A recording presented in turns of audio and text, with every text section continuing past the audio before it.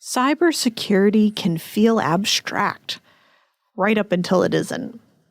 And in family businesses, where trust runs deep and resources can often run lean, the risks often hide in plain sight. My guest today has spent more than 30 years helping businesses stay secure in a world where threat actors now use AI to work faster than ever. We talk about why jumping in uninformed is actually the biggest risk when adopting AI, and how culture, not technology, is your first line of defense. Plus, we talk about what a secure rollout actually looks like for a family business. And of course, Henry joins us with his questions about strange tech disasters, kid-friendly cybersecurity, and what to do if a hacker ever comes knocking.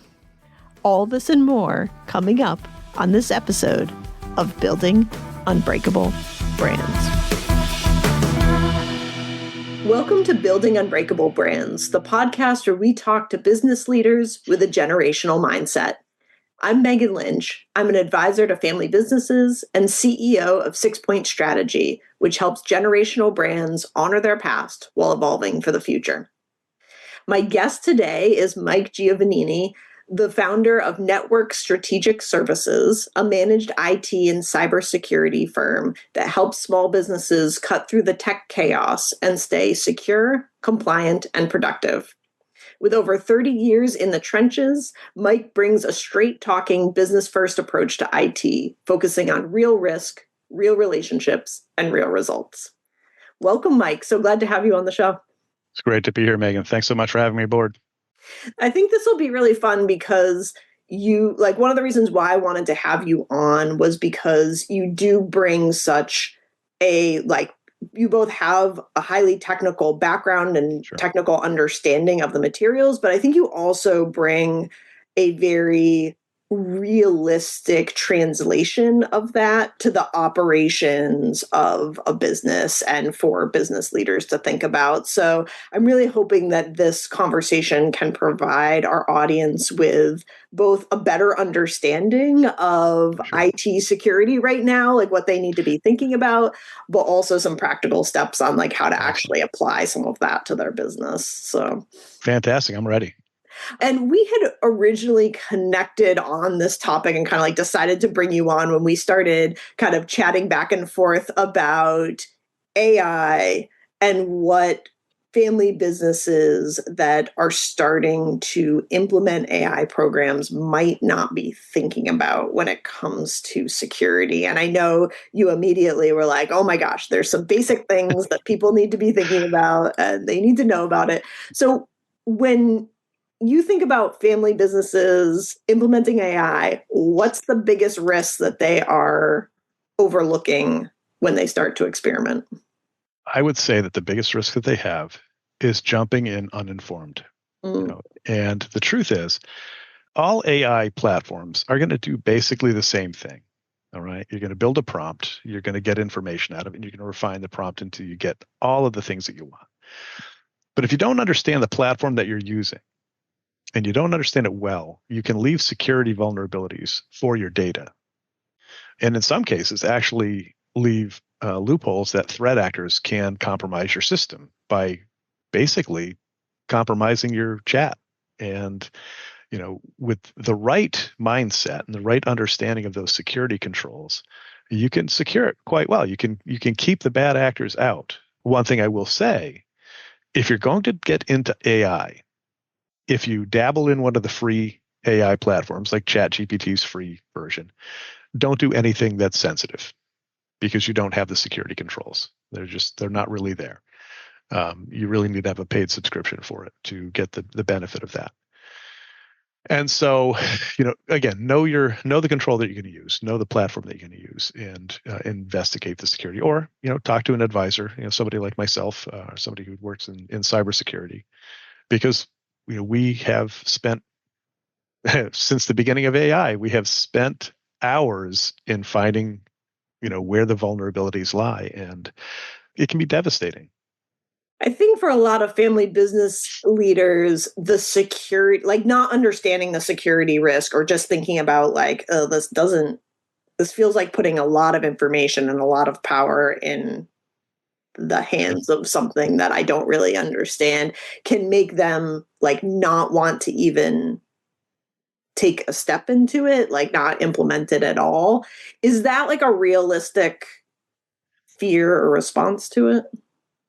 Yeah, it's definitely a realistic response. You don't know what you don't know. And unless you have somebody guiding you along, working with you to help you understand what the possibilities are and the limitations, then yeah, it's going to be a scary place. Now, one of the things that we recommend when a company is starting to really dive into AI is first sit down and have a plan. What is it that you want to get out of it? What's the outcome? Where are you going with this? Start to build some guardrails. Build your security policies out, your acceptable use policy for AI. Make sure that you have the right tools in place, that you've created accounts that end users can't compromise or can't change the security settings on, so that you really restrict that down to what you want them to be using it for. Have a good conversation with people. Education goes a long way with AI. And before you even start to dabble in the great pool of artificial intelligence, have a solid conversation with your people and explain to them the dangers, explain to them what the benefits can be. It's not there to take away people's jobs. It's there to enhance jobs. And I know we've seen this, Amazon lays off 14,000 people because those jobs can be mostly automated. That's pretty sad. However, when you look at the breadth of that for a small business or a family-owned business that is really trying to build up their brand, they're trying to make a dent in some of the tedious roles of marketing, content creation and scheduling and stuff like that. There are some great blessings to it. There's some great opportunities to it. But if you don't put the guardrails on it, it's going to come apart really, really fast. So culture, we were talking about that earlier. Culture is the hardest ship to turn. Yeah. Can you talk a little bit more about that? Like what either like why culture? Sure. Like why would it, when you're talking tech, why would culture be the critical thing? Yeah, and this is where I veer off from a lot of my peers. We specialize in cybersecurity and compliance, and with compliance, culture is everything. If you don't have a compliance-oriented culture, a mindset, then you will never stay in compliance. And what is also very important is that culture, that emphasis on setting boundaries and setting an example has to come from the top. And so if the CEO of the company is saying the rules are for thee, not for me, then the workers are just going to say, no, not interested. Too much aggravation. I'm going to keep doing it my way. And it becomes a wild, wild west. So you really have to have that top-down view of, what you want your culture to look like. And cybersecurity is the same thing. We have a 4-stage model of cybersecurity maturity. And it goes from being basically ignorant of what your risks are to being really proponents of risk aversion. You are doing everything you can to mitigate or remove risk from your business. So a more cybersecurity mature organization is going to have fewer incidents where a threat actor is going to, break through their defenses. Not that it can't happen. However, it's a lot less likely and the impact is usually less. You see these small businesses go under with just a very minor intrusion. It doesn't take much. And when you're talking about AI, which is automating certain functions to make them happen faster, if threat actors have their own AI that has no controls, it has no guardrails, now you become an easier target if you're not paying attention to that. And the culture is where it starts, education. It's a fairly well documented statistic that if you provide for your organization cybersecurity awareness training, and that also includes AI, so that nowadays it's all part and parcel. Mm-hmm. If you invest in that platform, that it's a learning management type system that gives you an annual training and then gives you regular training. And then it also tests to see if you can catch those nasty little fish that come into your email box. when you implement a program like that, I have seen risk reduction by as much as 50%. Wow. Just by educating. Just educating. Just educating. We call it the human firewall. 85% of all of your risky activities happen because of a lack of knowledge. What we call an insider threat doesn't have to be malicious in nature. Right. A good example for this. We got called several years ago by an organization in Western Massachusetts, a small business, and they had called us in because they had gotten ransomware. And I went in and I talked to the owners, and they said, well, this is the first time this happened. It happened about 6 months ago, and our bookkeeper had opened up an attachment, and her station got locked the first time. The second time it happened, well, it was the same person, the same bookkeeper, opened the same type of attachment, but this time, instead of blocking just her computer, it bricked the entire network. About 15 computers, a server. And then we started, doing forensics, and we found that whoever had set up their backup had set it up wrong. It had never been tested, so they didn't have a valid backup. At that point, we just told them it's going to be easier for you to just burn all this stuff and start from scratch than try to recover this, because there's no return at this point. You've passed the point of no return. The cost would be staggering. And so this is why we just say, if you can educate your users to recognize these very simple threats, and while AI is making it more difficult or more sophisticated, they use AI to, make these things more believable. They rip off, valid vendors. Microsoft is a big target. They use that. HP, Google, it's never ending. But if you can educate people to recognize these things, they have power, and they can protect the organization. Now, back to culture, Megan, the challenge with this is, until you can explain that everybody's job in an organization is at risk to ransomware, then you will never see adoption of any type of a cybersecurity awareness platform or security tools, any of that. And the sad truth is, ransomware can disrupt an organization for weeks. We just did a ransomware forensics process, started in the middle of September, and they were pretty much down for 4 weeks with minimal ability to, be productive. Wow. Yeah. They had servers bricked, they had workstations bricked, and we had to pick up the pieces and figure out what was the extent of the damage. How much information did the threat actor get their hands on? And it's not inexpensive. Just for that small company, that was about a $30,000 hit just in the forensic work. Wow. And the basic recovery, we're still picking through the wreckage at this point, and this is 2 months out. They're back to business, or being productive again. But I don't wish that on anybody. Yeah. It's disruptive, painful. Yeah. So what I hear you saying is kind of like twofold. One is that family businesses need to be thinking about just even being aware of what is our culture of, like, how permissive is our culture? How compliant am I as the leader? And what example am I setting for the team? So kind of like, how am I leading this? And then also, how educated am I and is our team to be that human firewall in terms of being able to spot potential threats and being able to act on them? I mean, it's a great example of somebody making the same mistake twice. And clearly that one individual was a security risk for them, and you wouldn't even really have to do anything else other than just educate them and test them and see what else could be put into place. Now, the funny thing with that particular company, they had called us, they weren't a client of ours.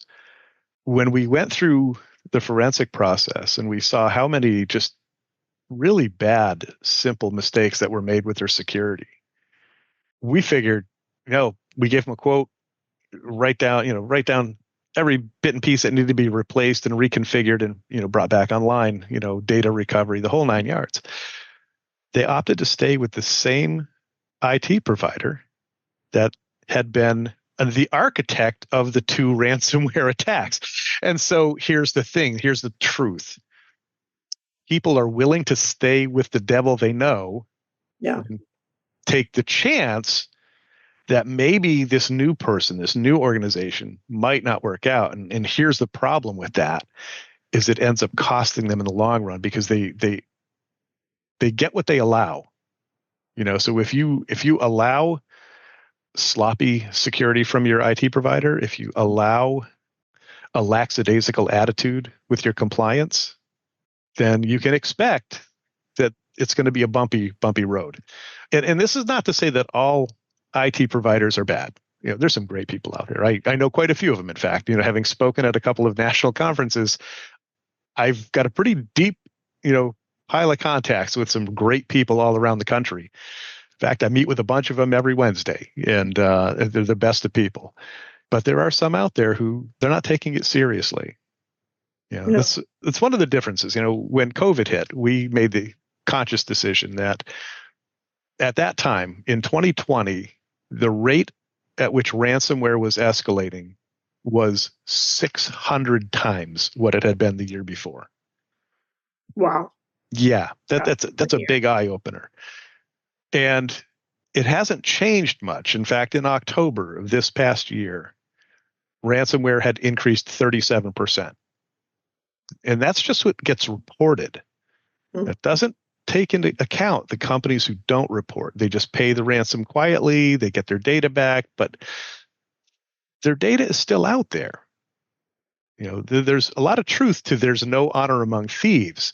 And now that they're using AI to make it easier for them to compromise your system, small organizations really need to get away from that mindset that we're too small to be attacked, because the truth is they make easier targets because they don't always have the type of culture or controls in place to block a persistent threat actor. And like this one that we worked on in September and October found,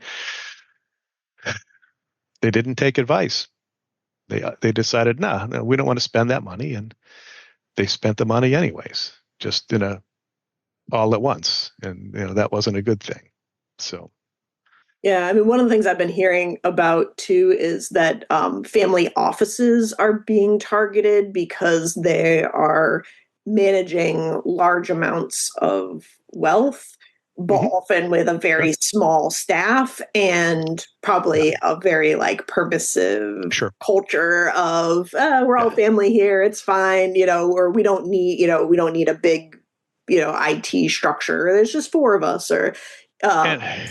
So I think it is one of those things you are starting to hear more and more about. And so I think that idea of we're too small to have to worry about that is, to your point, it's almost the opposite of. Yeah, it is. And the more that the threat actors use AI to simplify their process, the easier that the average organization is going to be a target. It's just going to happen. Now, one of the things that we haven't talked about at all is social engineering. Now, when you think about social engineering, back in the day, it was, somebody shoulder surfing, watching over your shoulder, or giving you a call, trying to get you to click on a link, or open up a document, or to go to a website for IT support. Or you get what we call a drive-by web attack, one of these fake antivirus warnings, and, everybody panics. No. No, just kill Chrome. It goes away. Drive on. But they know that people are, bad behavior is one of those things that just continues.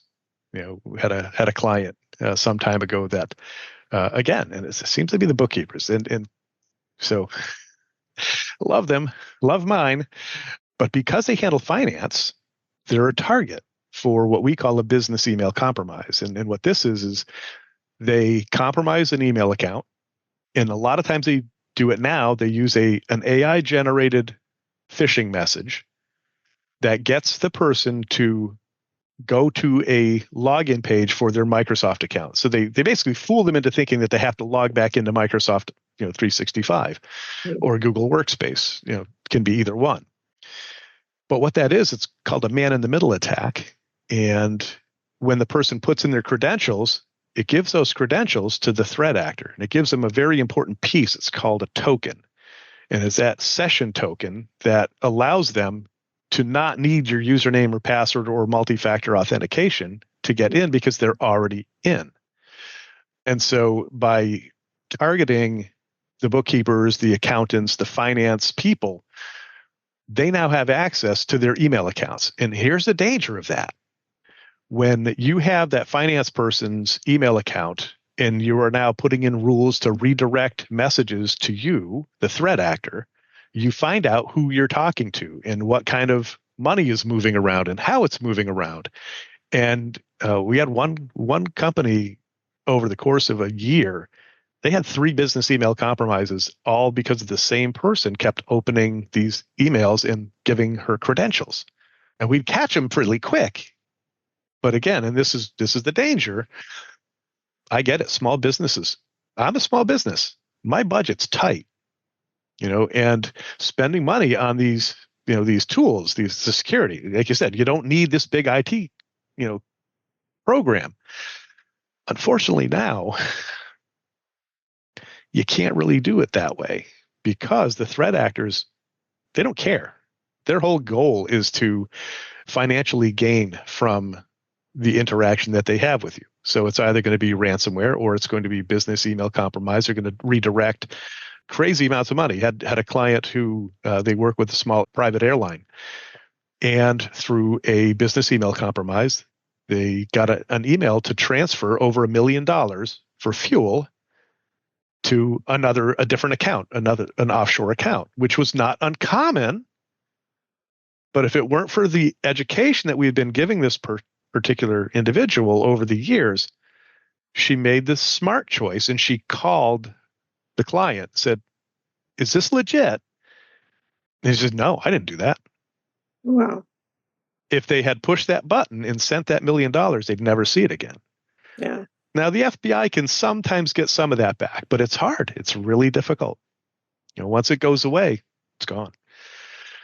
So one of the things that you've talked about is that businesses should kind of have the mindset of this has already happened to us. Yeah. And just be thinking about it that way. Like, why does that mindset matter? What does it change? Sure. Okay. So the mindset you're talking about, Megan, is you look at the news every day and you see some big breach has happened, whether it's, healthcare or it's financial. There's been a breach happening on a weekly basis for the last 5 or 6 years. If you don't accept the fact that your data is out there in some form or another, okay, whether it's your personal data, your health information, which of course includes your social security number and, a lot of other very, delicate details of who you are, you have to accept the fact that it's out there. And so you have to act as if you've already been breached and take the precautions that you can from getting worse. So what does that mean? It means going out and, locking your credit. It means monitoring your credit reports. It means having a good relationship with your bank and know what their protocols are, whoever you're doing business with financially. Now, one of the most common areas where we people get targeted is shopping, online shopping. A lot of those sites have been compromised, and they are poor at PCI compliance, payment card industry compliance, in a lot of cases. And so, if you have your cards, somebody stole one of my cards, and I don't know what site it was that I was on, and all of a sudden I get this notification. Did you happen to buy this thing at Disney in Los Angeles? It's like, last time I checked, I was in Feeding Hills, Massachusetts. I'm not with the mouse.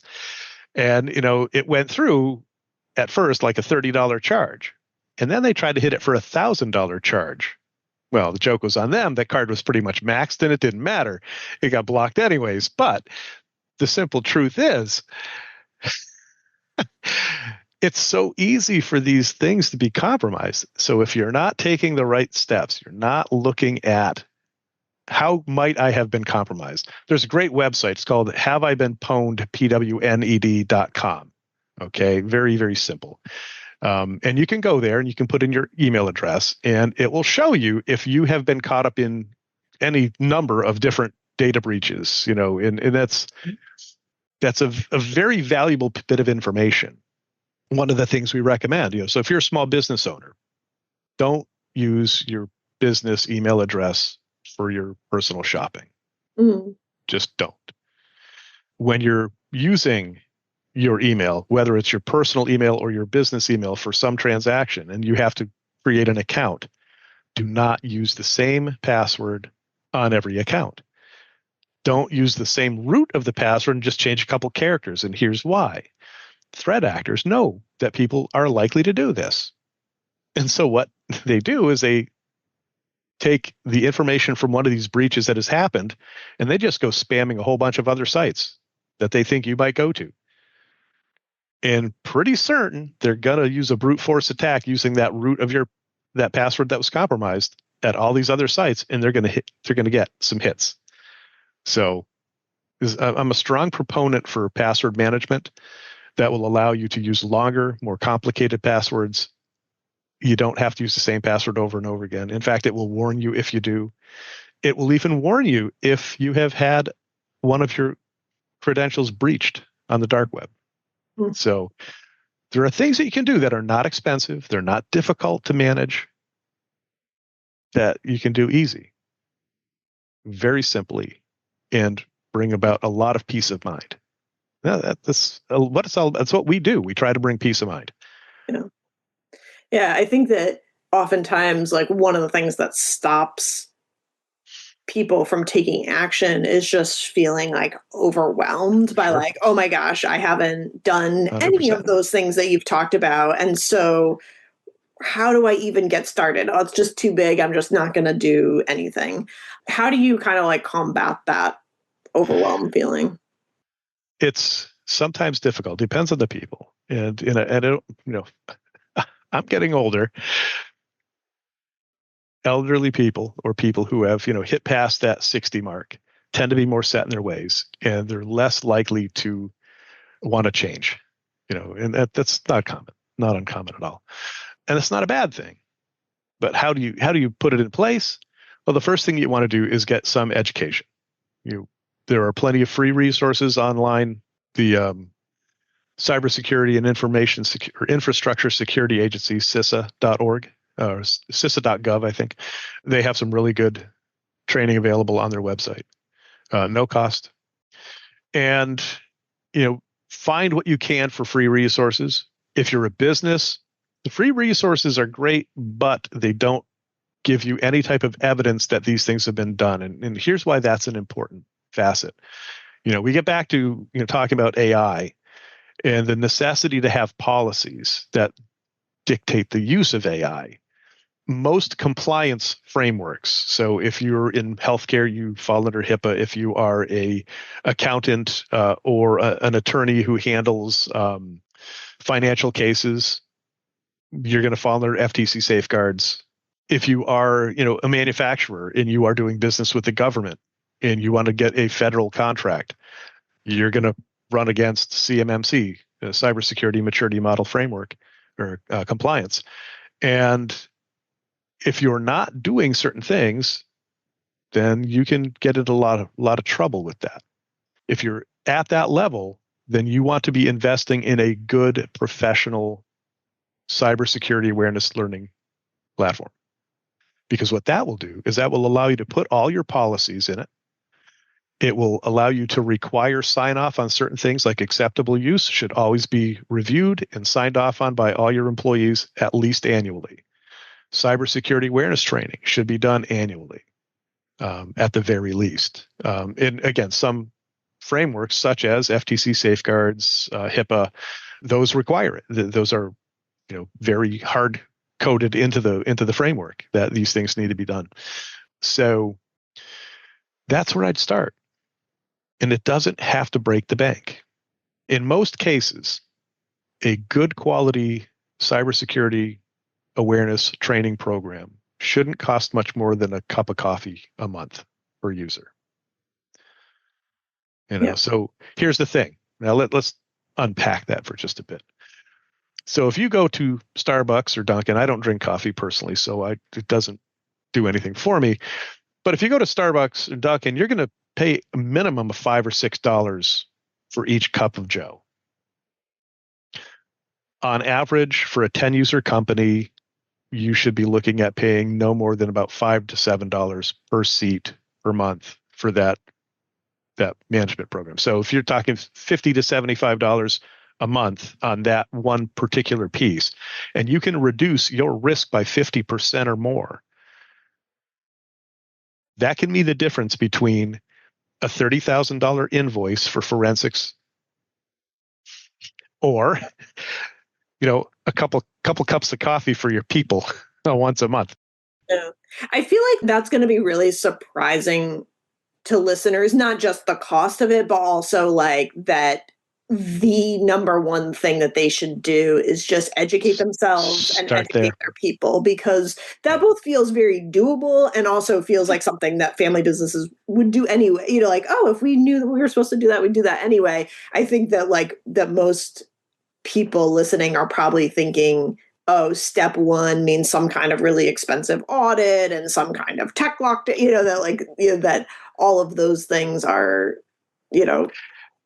I will extend this to anybody who's watching the podcast. If you would like a professional, independent, third-party cybersecurity, well, we call them a penetration test. It's on a lower level. We're not going to be breaking into your building or anything like that. But a good cybersecurity assessment, we will do that for free. Wow. Yeah. What it's going to do, it's going to give us a baseline.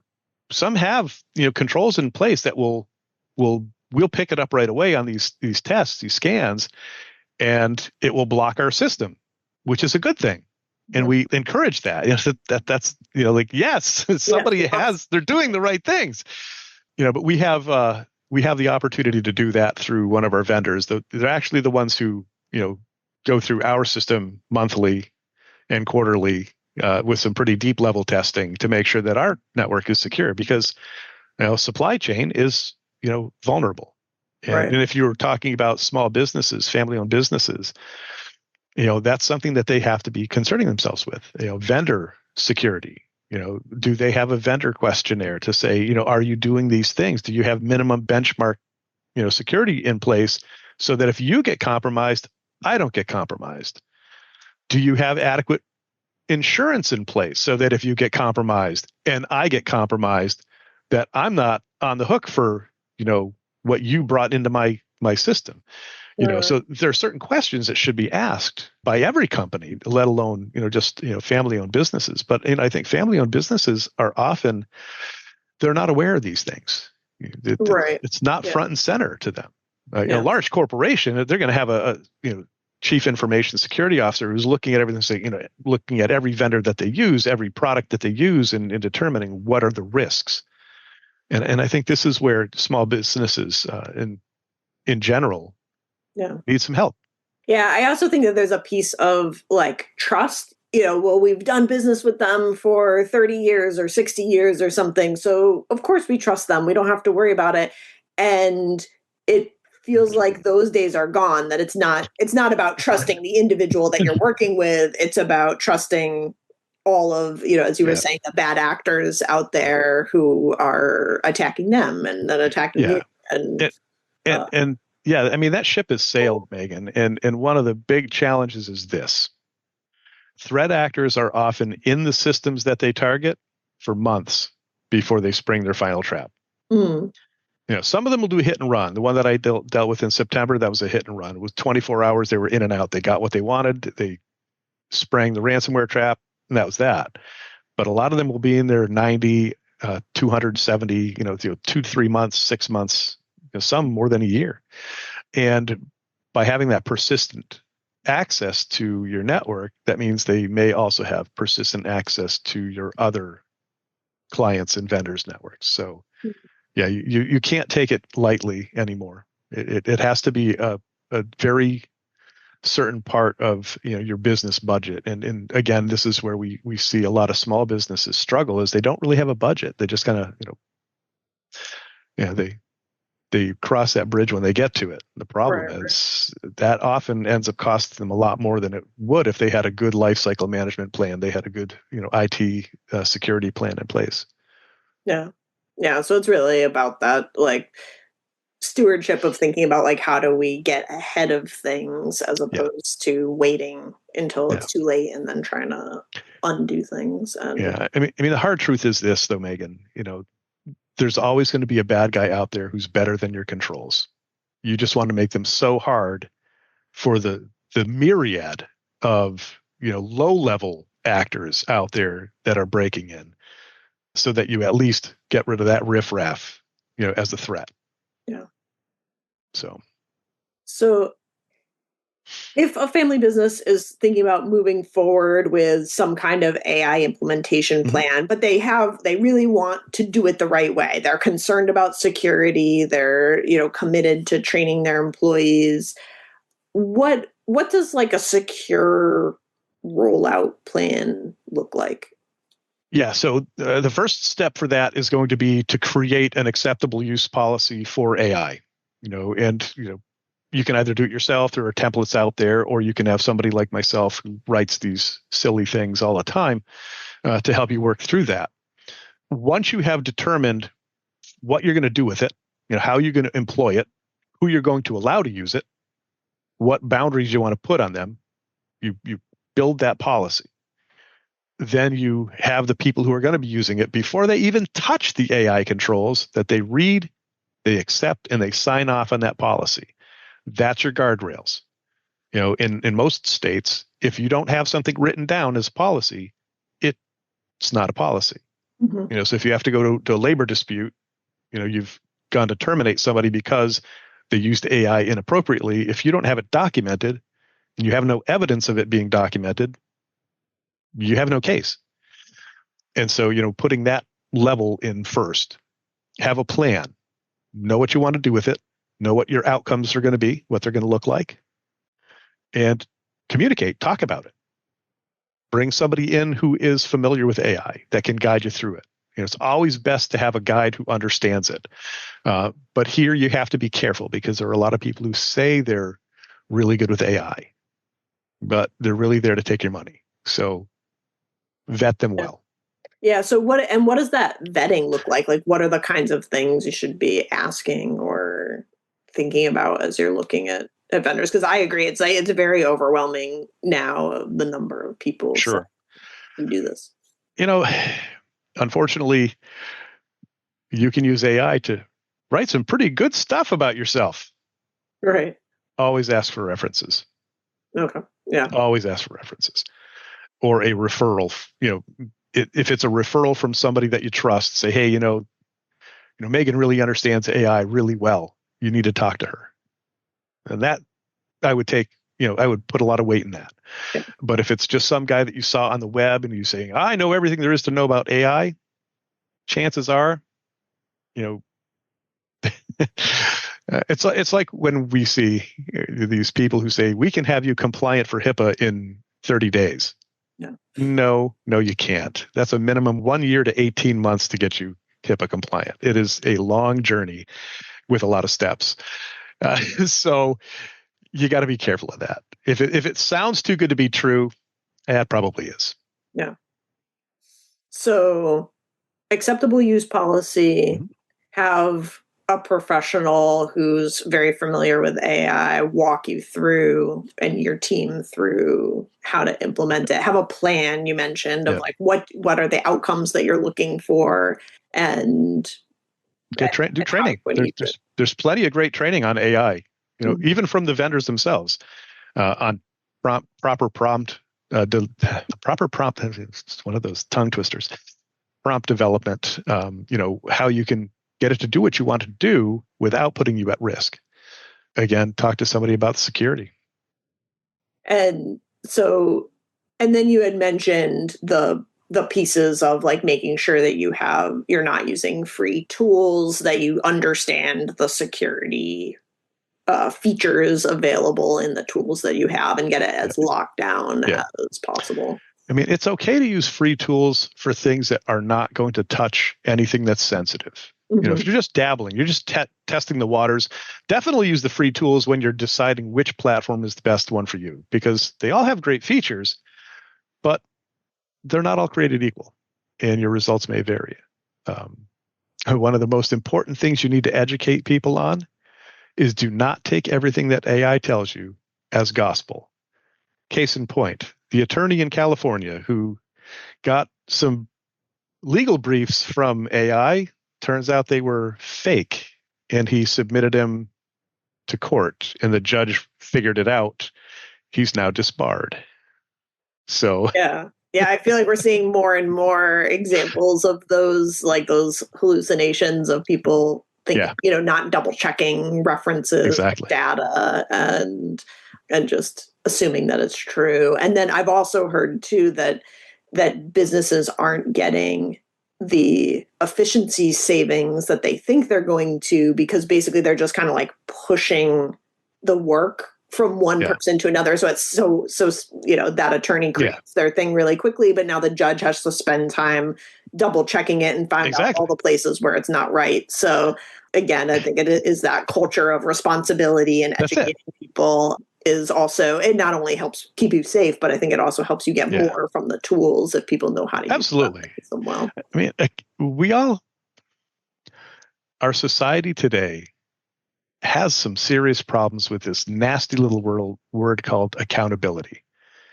And if you are not accountable to yourself when you start using AI, you're going to find yourself doing some things that you probably wouldn't want your pastor to see. You can be taking some liberties that are a little bit of a stretch to the sense of propriety. So just beware. It's a big rabbit hole. You can get sucked into it really easily. It's a lot of fun. I mean, I do a lot of work in AI, but I have boundaries. I have guardrails, and anything that I'm looking for a factual response, you can be certain that I am verifying that is not just some wild hallucination that AI has dropped in my lap. Yeah. I think also what you're bringing up, which I think is also an important conversation for family businesses to be having, is how AI fits in with their values, right? Like how do we want to be using this? What are we using it for? How are we not using it? What are the guardrails that we're putting on it? And talking about that as a family and as a leadership team, there's a piece of it that is technical, but then there's also a piece that is, as you said, cultural, values driven. What kind of company do we want to be? What kind of leaders do we want to be? And how are we setting the tone for our organization and enforcing that that's going to be the case? So that's a good segue to a very important point that I wanted to make sure we brought up. With AI, okay, there's a lot of things that you can do with it. And one of the challenges that we are going to see, and it's just starting to show itself, especially with youth who are using it for schoolwork. All of us kind of know that Wikipedia was not always accurate. Well, AI is not always accurate, but the more and more that we come to rely on AI for all of these tasks that we put it to, the less creative we become. We now become more reliant on AI to fill in all the blanks and all the gaps. So we have to stop for a minute and think, on this family business, I've built a brand on our integrity, on our product, on our quality, on, our sales, on our pricing. And now you start taking all that and you filter it into AI, which you can do, you can do great things with AI.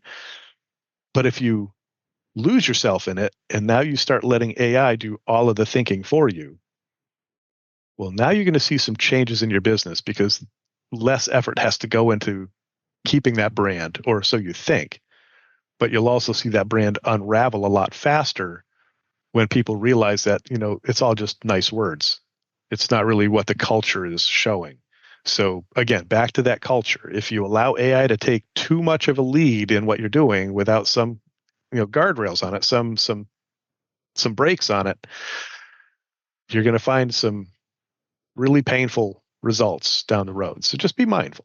Yeah. Yeah. And I think it comes back to also that question about like, what are some of the things that we do not want to outsource to AI, that we want Exactly. to Yeah. keep as, our secret sauce of how we do business or how we do things. And I think as you see more businesses defaulting to like, oh, we'll just automate this or whatever, that it can also become a differentiator, right? To not have certain things automated, to run things in a certain way, that I think family businesses could use as a differentiator and a growth lever for the future. So, yeah.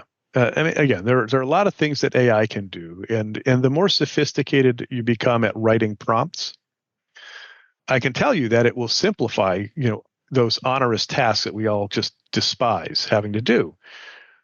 The challenge is, of course, if you allow yourself to rely on it too much, what do you do when it breaks? yeah. What do you do when you can't access it or there's something wrong with it? Now you've lost the edge. You've lost that competitive side of your brain. It has just not getting the exercise that it needs.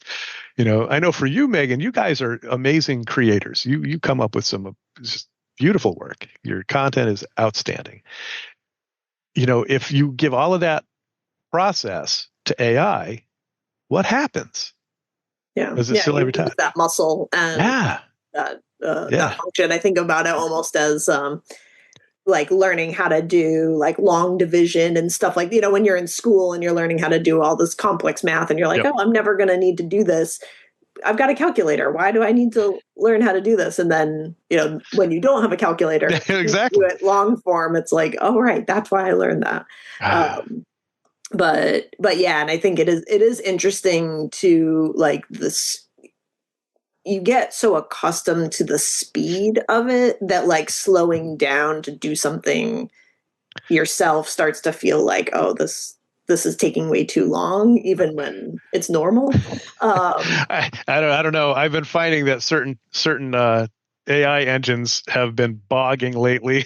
I try to do simple things like, oh, for heaven's sake, I'm waiting 5-10 minutes for the page to refresh. I'm out of here. I'll use my head. I'll go back to searching the web. But yeah, so I think like, just taking some time to like unplug for a bit or do something in a manual way can also just kind of like reset us to like, okay, number one, I still have the skill, I'm still exercising this muscle, and then also just like reorient you to how long something takes to do. And I agree. And one of the things that I would encourage, so if you've got, listeners who are looking to get into AI, and I certainly don't want them to be discouraged from doing it because it can do some really good stuff with it. What I would recommend, if you're going to use it for any type of content creation, make sure that your final check is through your own eyes or human eyes. Always have that human layer to make sure that you're not sending out hallucinations or something that is going to tarnish your brand. It's very easy to do, or it's going to set you up for making promises that you can't keep. AI is really great. If you ever notice, every AI prompt is always saying, great question. Yeah.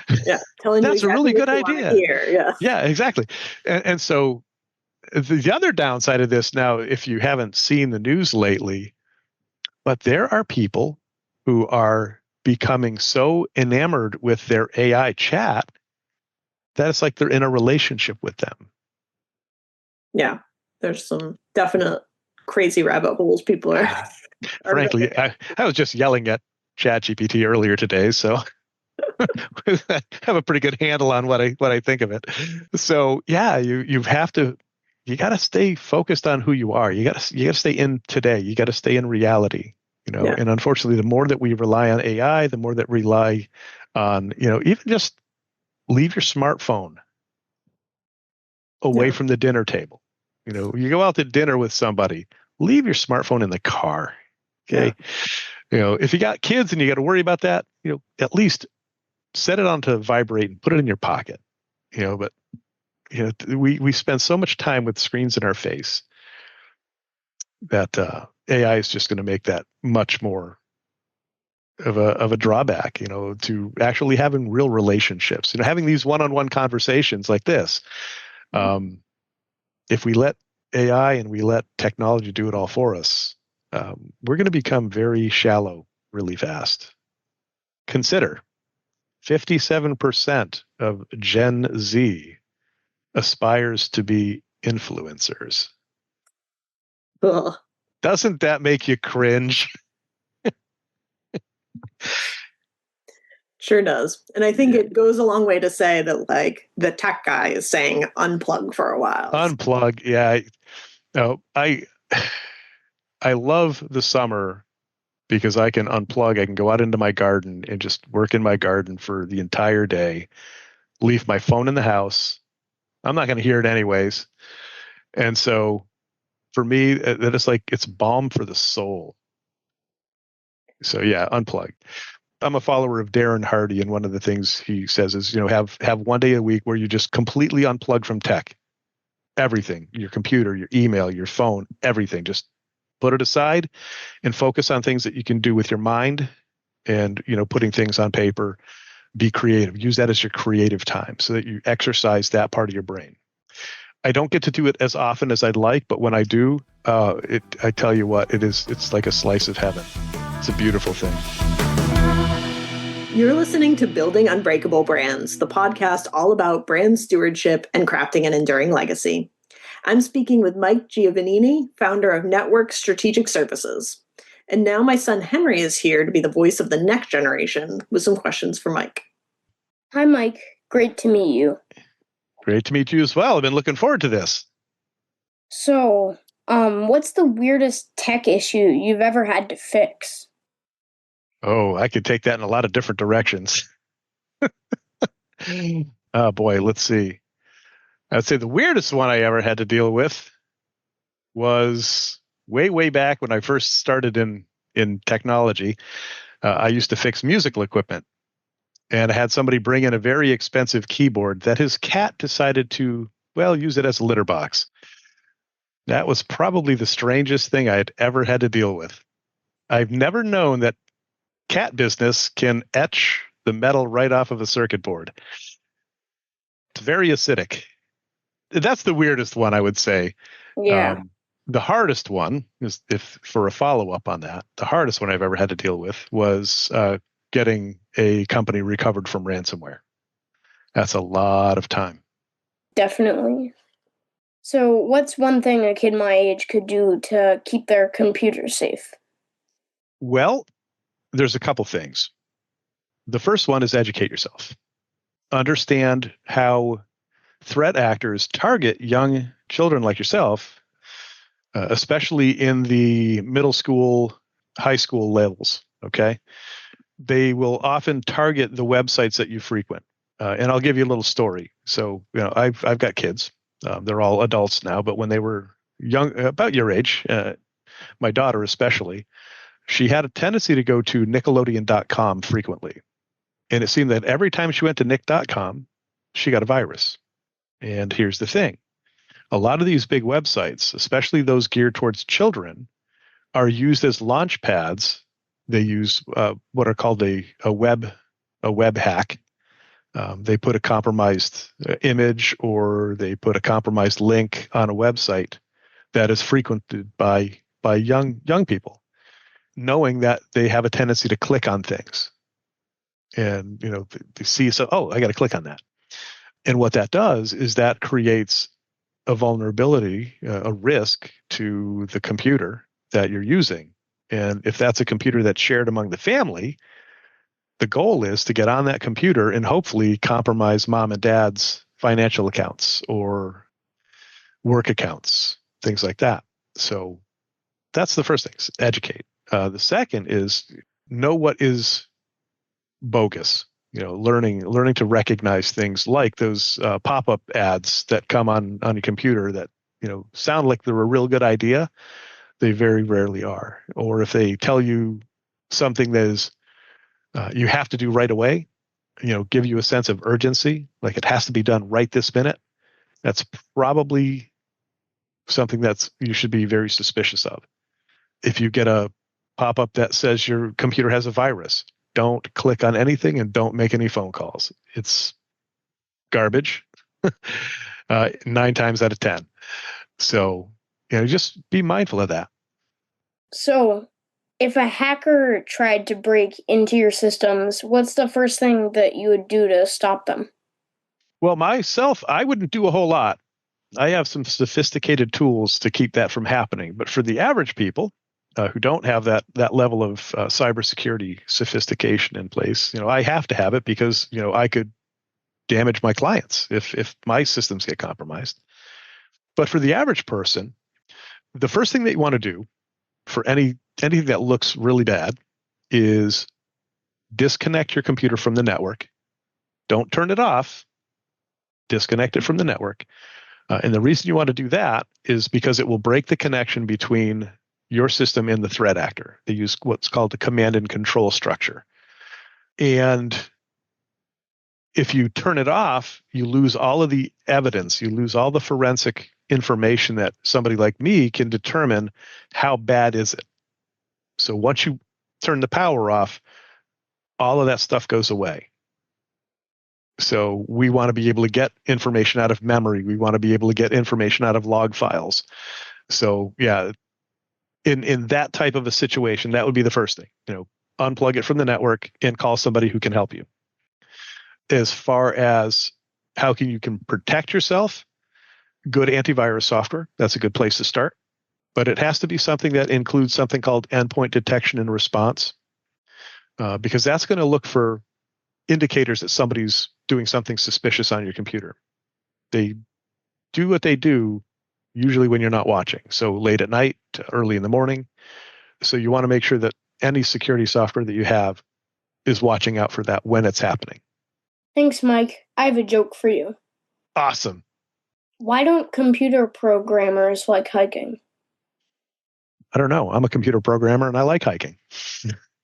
There are why? too many bugs. Too many bugs. Yeah. Well, that would definitely, I agree with that. Yeah. There are bugs out there. That's a good one. That's a good one. Yeah, thanks so much for being on the show. If people want to learn more about you or your company, what's the best way for them to do that?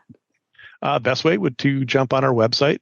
Just go to getnetworks, GETNETWERKS.com, and that'll get you to us.